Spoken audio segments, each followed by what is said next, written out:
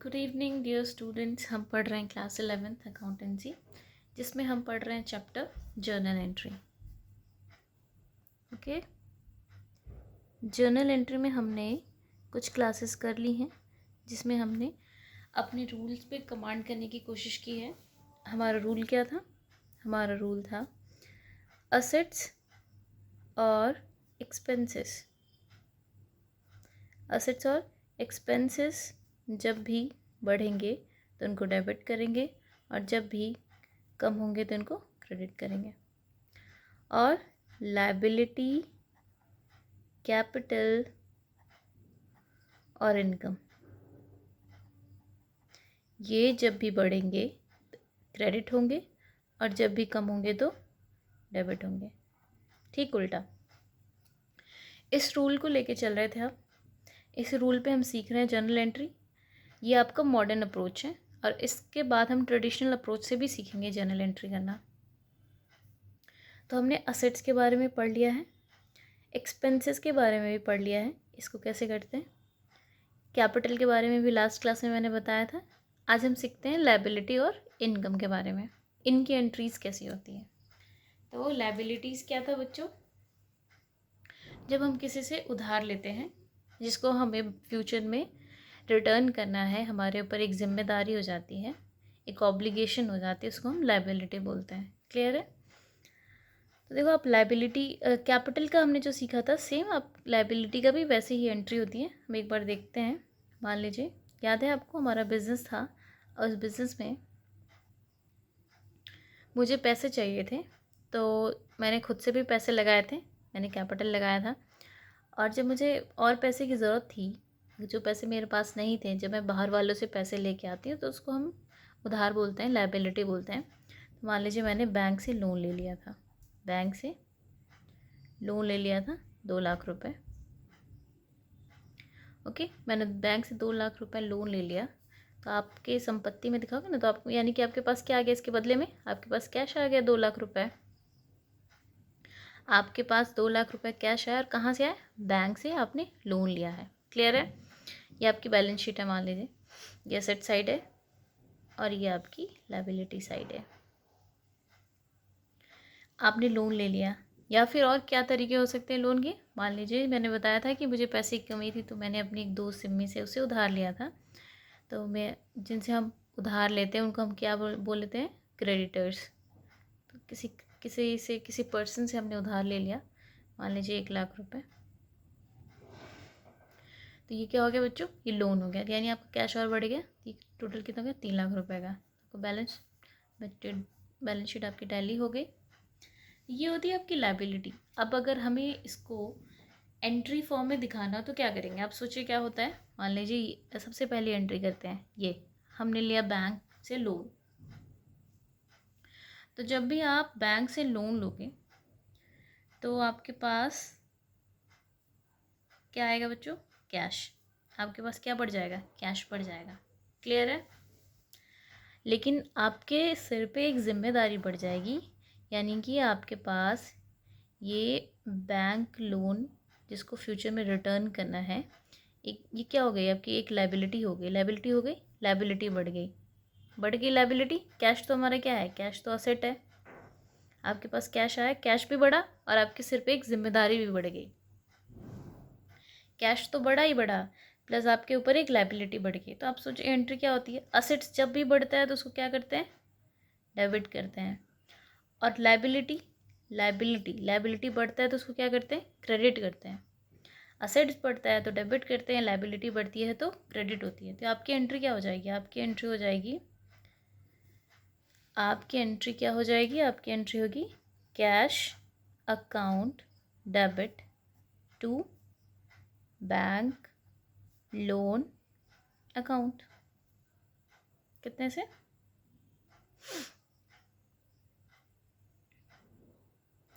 Bank से loan कितने लिया? 2 लाख रुपए का। तो आपके पास 2 लाख रुपए कैश आ गया, जो कि कहाँ से आया? क्योंकि आपने बैंक से लोन लिया है। क्लियर है? Very simple. क्या हुआ यहाँ पे? आपने बैंक से पैसे उधार लिए जिसको फ्यूचर में आपके पास चुकाना है, तो आपके पास आया कैश, आपके एसेट बढ़ गए, तो आप इसको डेबिट करोगे। असेट का बढ़ना क्या करते हैं हम, डेबिट करते हैं, और आपकी लायबिलिटी भी बढ़ गई। आपके पास पैसे तो आ गए लेकिन आपको फ्यूचर में रिटर्न करना है, तो आपकी लायबिलिटी भी बढ़ी। तो लायबिलिटी को फ्यूचर में रिटर्न करना होता है। लायबिलिटी जब भी बढ़ता है उसको क्रेडिट करते हैं। तो एंट्री होगी आपकी cash account debit to bank loan account. Clear है? और मान लीजिए, चलिए इसको और एंट्री, एक दो एंट्री ट्रांजैक्शन लिखते हैं, उसको करके देखते हैं। जैसे कि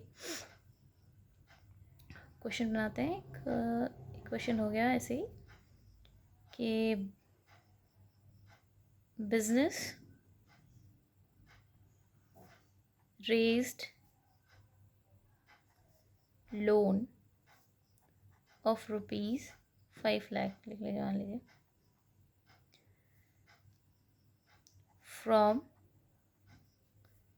बैंक। देखिए ये क्वेश्चन है आपका, इसका सोल्यूशन क्या होगा। कह रहे हैं कि बिजनेस ने बैंक से लोन लिया 5 लाख रुपए। ठीक है, अगर बिजनेस कभी भी बैंक से लोन लेगी तो आप इसकी एंट्री क्या लिखोगे। बिजनेस ने लोन लिया यानी कि आपके पास तो आ गया कैश।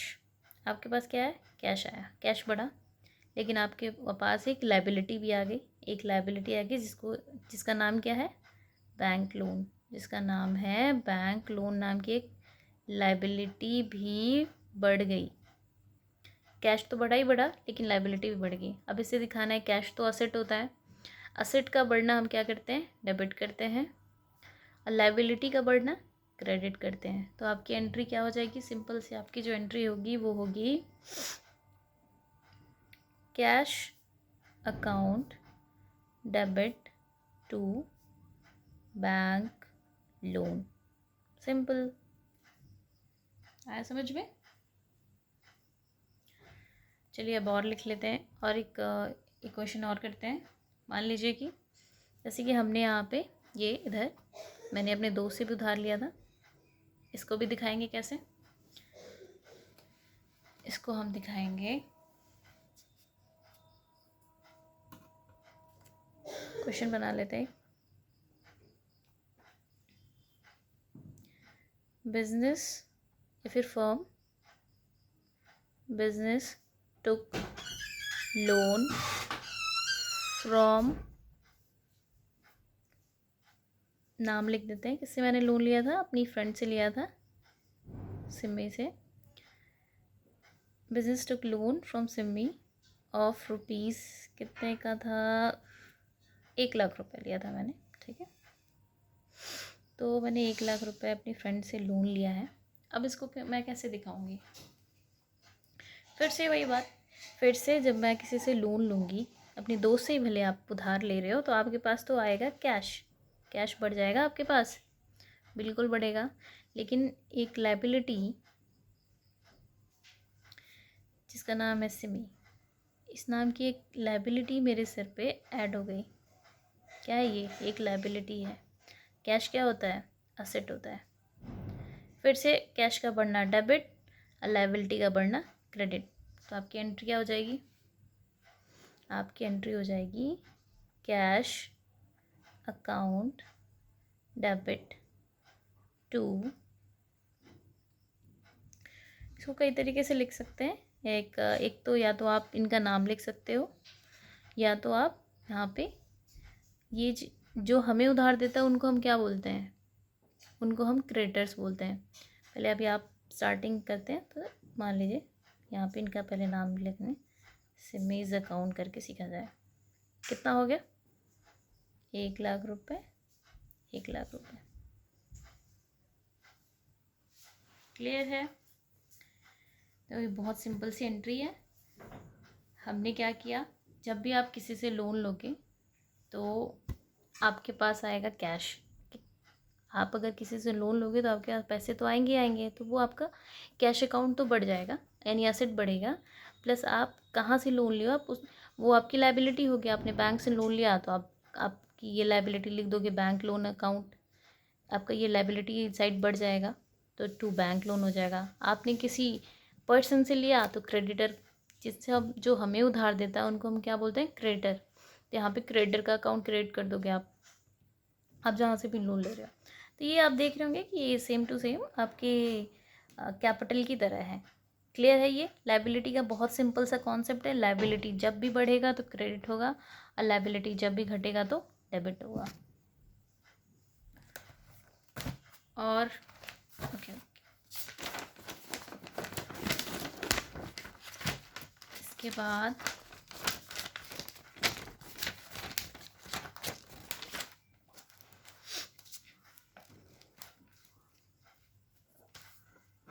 इसको हम एक कंपाउंड एंट्री भी कर सकते हैं, यानी कि दोनों को मिला के भी कर सकते हैं। क्या होगी कंपाउंड एंट्री? मान लीजिए एक क्वेश्चन बनता है कि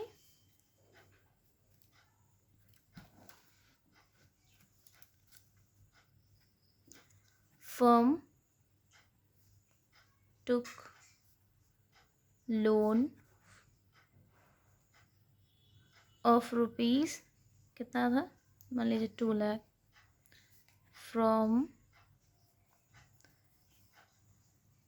Simi and rupees 5 lakh from bank. मान लीजिए ऐसे क्वेश्चन आ गया, तो अब इसकी क्या एंट्री करोगे? यहाँ पे आपके पास आएगा, आपके पास कैश आएगा। कैश बढ़ेगा, आपका बढ़ेगा। आपके पास कितने पैसे आएंगे? आपके पास पैसे आएंगे 2 लाख रुपए तो आपके क्रेडिटर से और 5 लाख रुपए आपके बैंक से, यानी टोटल आपके पास 7 लाख रुपए आ गए। असेट है, कैश असेट है। असेट का बढ़ना क्या हो जाएगा? डेबिट। इसके बदले में हमारे ऊपर एक ऑब्लिगेशन आ जाएगा, एक लायबिलिटी बढ़ जाएगी कि हमें इन लोगों को रिटर्न करना है। क्या लायबिलिटी बढ़ जाएगी? एक तो ये बैंक से लोन लिया तो ये बैंक लोन नाम की लायबिलिटी, बैंक लोन जो कि एक लायबिलिटी है, ये भी बढ़ जाएगी। और जो क्रेडिटर हैं सिमी, ये भी एक लायबिलिटी है, ये भी बढ़ जाएगी। इनको भी रिटर्न करना है, इनको भी रिटर्न करना है। क्लियर? अब आप इसकी एंट्री कैसे लिखोगे? आपकी एंट्री की, आपके पास पैसे आए हैं तो असेट का बढ़ना हमेशा क्या होता है? डेबिट होता है। लायबिलिटी का बढ़ना क्रेडिट होता है। ये भी लायबिलिटी, लायबिलिटी का बढ़ना क्रेडिट। तो आपकी एंट्री हो जाएगी cash account debit to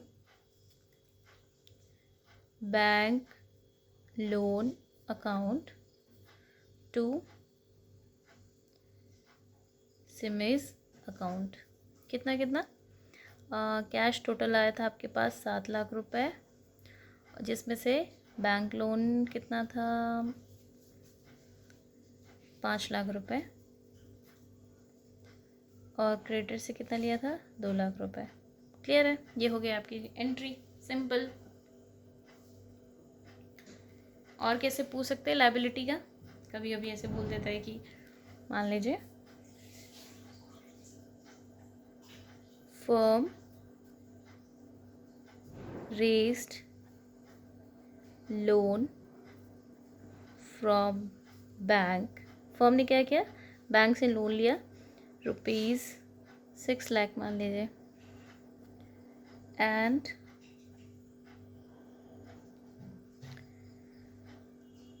and same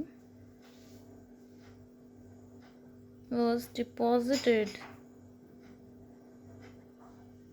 into the bank। क्या हुआ यहाँ पे? ट्रांजैक्शन, फर्म ने लिया लोन 6 लाख रुपए और उसको तुरंत बैंक में डिपॉजिट कर दिया, इमीडिएटली डिपॉजिट कर दिया। तो आप यहाँ पे क्या होगा? कुछ भी तो नहीं हुआ। फर्म ने लोन लिया और उसको बैंक में जमा कर दिया। तो इससे क्या हुआ? बस यहाँ पे कैश ना आके आपके पास बैंक का बैलेंस बढ़ गया है। कैश हो वो भी एसेट है, बैंक हो वो भी एसेट है, आपका बैंक बैलेंस बढ़ गया, सिंपल। तो बैंक बढ़ गया। बैंक क्या होता है? असेट होता है। असेट्स का बढ़ना क्या होता है बच्चों? डेबिट होता है। और इसके बदले में आपके ऊपर एक लायबिलिटी क्रिएट हो गई जिसका नाम है बैंक लोन। क्लियर है?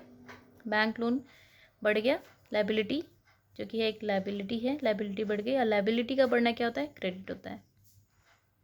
आपकी एंट्री क्या हो जाएगी? आपकी एंट्री हो जाएगी bank account debit to bank loan account. कितने से? 6 लाख रुपए थे, 6 लाख। ओके, क्लियर है। अब आप लोग की लायबिलिटीज़ की एंट्री क्लियर हो गई होगी। लायबिलिटीज़ का बढ़ना क्रेडिट होता है और लायबिलिटीज़ का घटना डेबिट होता है। ठीक है, इसके बाद अब हमें क्या सीखना था, ये देखिए हमने सीखा असेट्स सीखा, एक्सपेंसेस सीखे, लायबिलिटीज़ भी सीख ली, कैपिटल भी सीख लिया। अब इनकम के बारे में सीख लेते हैं। इनकम, जिसको एक और नाम से जानते हैं हम रेवेन्यू। ओके, रेवेन्यू क्या होता है? रेवेन्यू का आपके क्लास 11th में मतलब सिर्फ इतना सा है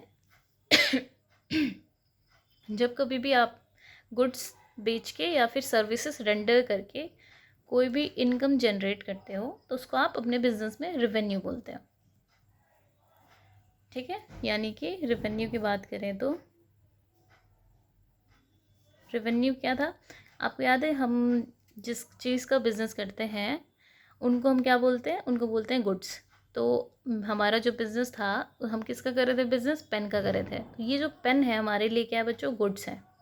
ओके, जब कभी भी आप इस गुड्स को सेल करोगे तो इससे जो भी पैसे निकल के आएंगे उनको हम क्या बोलेंगे? रेवेन्यू बोलेंगे या फिर इनकम बोलेंगे। या फिर कभी भी सर्विसेज, गुड्स एंड सर्विसेज की बात हमेशा होती है। कोई सर्विसेज को आप क्या करोगे? रेंडर करोगे। सर्विसेज सेल नहीं होती बच्चों, सर्विसेज रेंडर होती है। कोई भी सर्विसेज आप किसी को दे रहे हो तो इससे भी जो भी पैसे निकल के आएंगे उसको हम क्या बोलेंगे? रेवेन्यू या फिर इनकम। ओके, तो ये हो गया गुड्स एंड रेवेन्यू का मतलब हो गया। यहाँ पे एक चीज़ आप लोगों को ध्यान देना है कि बिजनेस में आपने पैसे कब दिए ये मैटर नहीं करता है। ये उधार पे भी हो सकता है और बाय कैश भी हो सकता है। तो रेवेन्यू का सिंपल सा, यहाँ पे हम रेवेन्यू के बारे में क्यों पढ़ रहे हैं, रेवेन्यू से रिलेटेड क्या आता है। आप सोचो बिजनेस में कब रेवेन्यू जनरेट होगा? जब कभी भी आपने, जो भी हमारे ये पेन है जिस चीज़ का हम बिज़नेस कर रहे थे, इस पेन को जब कभी भी हम बेच के इसको सेल करके इससे जो भी पैसे कमाएंगे तो उसको हम क्या बोलेंगे बिजनेस में? रेवेन्यू जनरेट हो गया। तो एक इससे रिलेटेड एक क्वेश्चन करते हैं, जैसे कि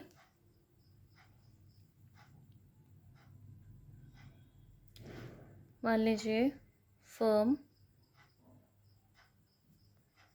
sold goods for ₹5 lakh in cash. Firm ने क्या किया है? फर्म ने सामान बेचा है 5 लाख का कैश में। क्लियर है? मान लीजिए ये हमने हमारा जो गुड्स था उसको हम ये पेन है, जिस चीज़ का हम बिज़नेस करते हैं उसको गुड्स बोलते हैं।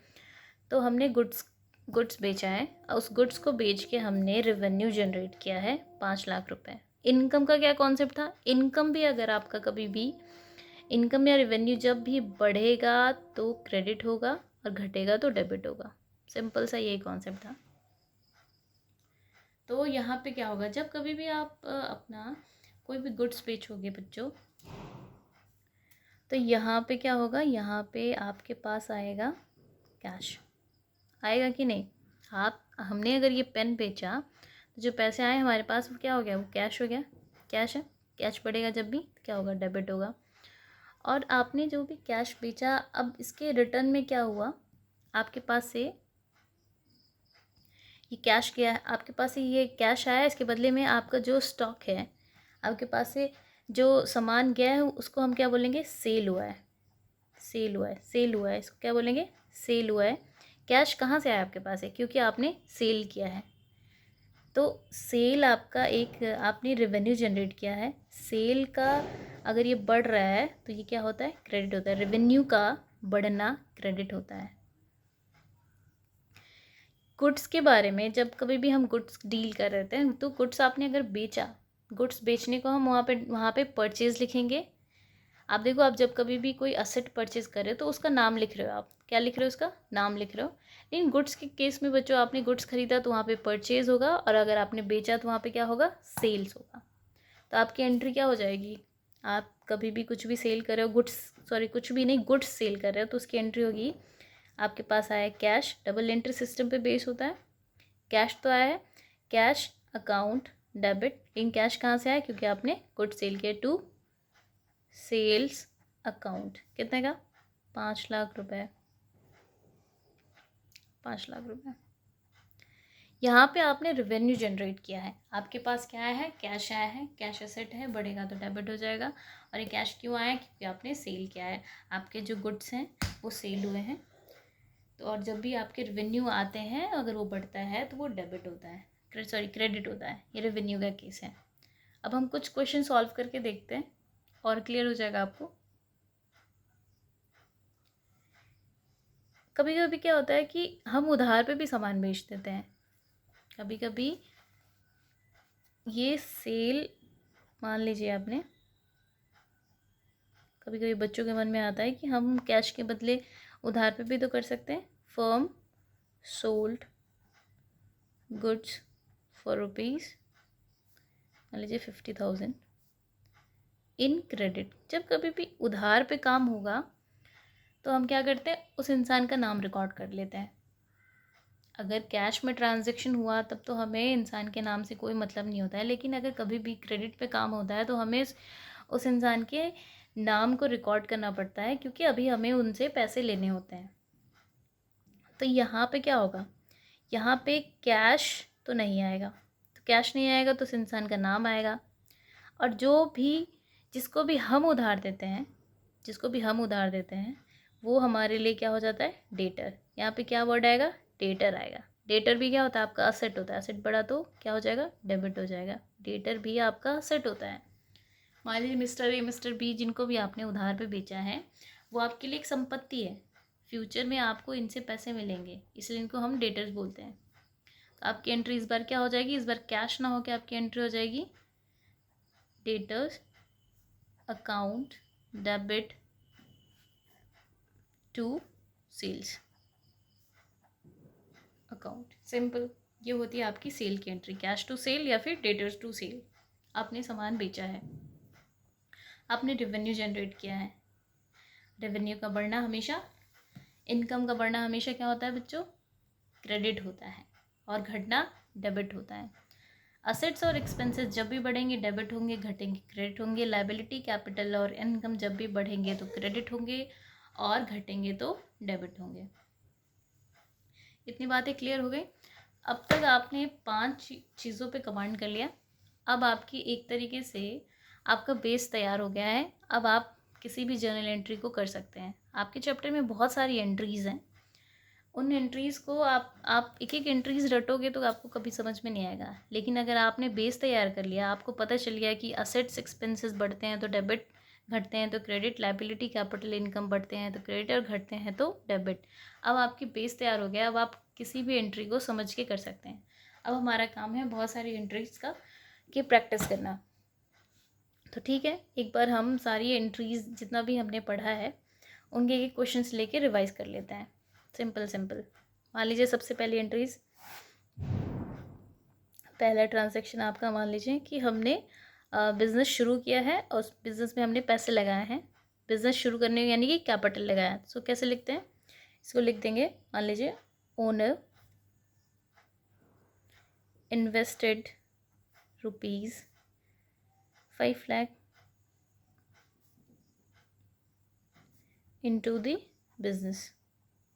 ये शुरू हो गया आपका बिज़नेस। जब भी आप बिज़नेस शुरू करोगे तो ये, इस केस में मैंने क्या बताया था, ये अब आपके रिवीजन पे डिपेंड करता है कि आप कितने अच्छे से ये समझ पाते हो। पीछे की क्लासेस हमेशा रिवीजन करके ही नेक्स्ट क्लास पढ़नी चाहिए, इससे और बेहतर अंडरस्टैंडिंग होती है। आप जब भी बिज़नेस शुरू करोगे तो आपके पास क्या आएगा बच्चों, आपके पास आएगा कैश। आपने बिज़नेस में पैसे लगाए हैं तो आपके बिज़नेस में क्या है, कैश बढ़ा है, कैश तो बढ़ गया आपके बिज़नेस में। लेकिन ये कैश कहाँ से आया है, क्योंकि आपके ओनर ने कैपिटल लगाया है, कैपिटल भी बढ़ा है। कैपिटल साइड में दिखाना पड़ेगा, ओनर का पैसा है। आप डबल एंट्री सिस्टम में क्या करते हो, आपका एक पैसा आया है, आपके पास कैश आया है, अब आपको रीज़न देना पड़ता है कि ये कैश कहाँ से आया है। तो ये कैश आया है क्योंकि ओनर ने कैपिटल नाम से पैसे लगाए हैं। ओनर के पैसे को ही कैपिटल बोलते हैं। तो ये आपकी एंट्री होगी। असेट है, कैश तो असेट है, असेट का बढ़ना क्या हो गया, डेबिट हो गया।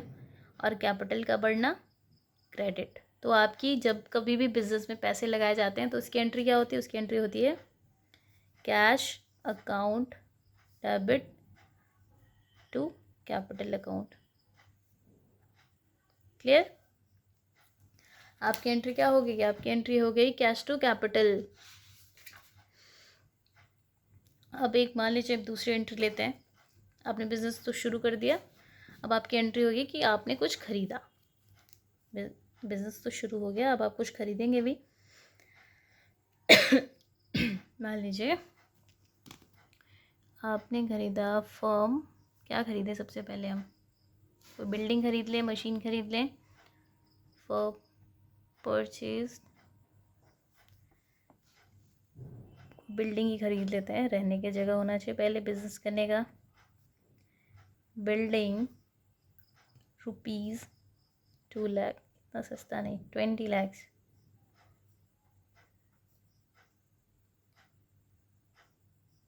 For cash. ओके, अब क्या हुआ? फर्म ने बिल्डिंग खरीदा है, 20 लाख बिजनेस है तो बिल्डिंग भी चाहिए। अब ये बिल्डिंग क्या है? मैंने क्या सिखाया है कि आपको देखना होगा कि यहाँ पे किस किस चीज़ की बात हो रही है। तो यहाँ पे बात हो रही है बिल्डिंग की और यहाँ पे बात हो रही है कैश की। जब कभी भी आप बिल्डिंग परचेस करोगे तो आपके पास क्या आएगा? बिल्डिंग। धीरे धीरे हम डायरेक्ट एंट्री करना सीखेंगे। बिल्डिंग बढ़ेगा आपके पास आ गया बिल्डिंग। ओके, लेकिन आपके पास से क्या चला गया? कैश। आपके पास आई बिल्डिंग, आपके पास से गया कैश। बिजनेस में असेट का बढ़ना क्या होता है? डेबिट, और असेट का घटना क्रेडिट। तो आपकी एंट्री क्या हो जाएगी? आपकी एंट्री होगी building account debit to cash account. कितने से? 20 लाख से।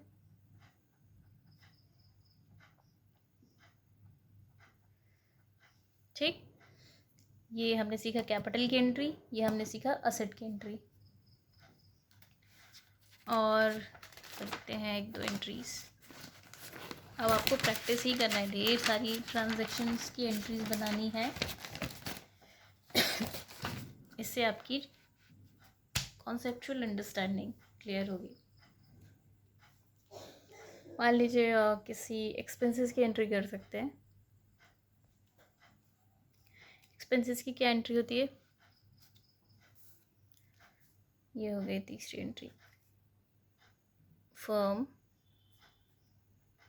Paid rent ₹30,000। 30,000 रुपये रेंट पे किया। रेंट पे करने की आपकी एंट्री क्या हो जाएगी? जब भी आपके, फिर यहाँ पे आप सोचो क्या होगा? आपके यहाँ पे रेंट जो कि क्या है? एक एक्सपेंस है। एक्सपेंस आपका बढ़ गया प्लस आपके पास से आपके पास से क्या गया? कैश। कैश बढ़ा है बच्चों। ऐसा हो गया क्या आप खर्चा भी पे कर दो और आपके पास पैसे भी बढ़ जाए? ऐसा तो नहीं होता है। कैश आपका क्या हुआ? कम हुआ है। ये भी असेट है। असेट का घटना क्या होता है? क्रेडिट होता है। और एक्सपेंसेस का बढ़ना क्या होता है? डेबिट होता है। तो आपकी एंट्री क्या हो गई? रेंट जब कभी पे करोगे आपकी एंट्री हो गई rent account debit to cash account. Simple. 30,000 ये हो गई आपकी रेंट पे करने की एंट्री।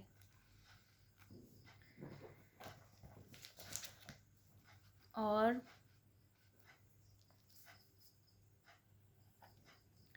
भी कुछ एक्सपेंस हो सकते हैं। मान लीजिए, हाँ बिल्कुल एक्सपेंस होते हैं। Firm paid salary of ₹40,000 in cash.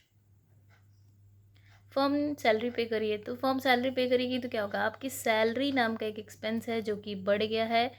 Salary क्या है? एक्सपेंस है जो कि बढ़ गया। सैलरी एक्सपेंसेस जब भी बढ़ते हैं तो क्या होता है? डेबिट होता है और आपके पास से कैश कम हो जाएगा, क्योंकि आप पे कर दोगे, खर्चा पे कर दोगे। अपनी सैलरी, किसी से काम करवाया आपने, उसके बदले उसको सैलरी दे रहे हो, तो आपके कैश क्या होगा? कम होगा। कैश कम होता है। कैश क्या है आपका? असेट्स है।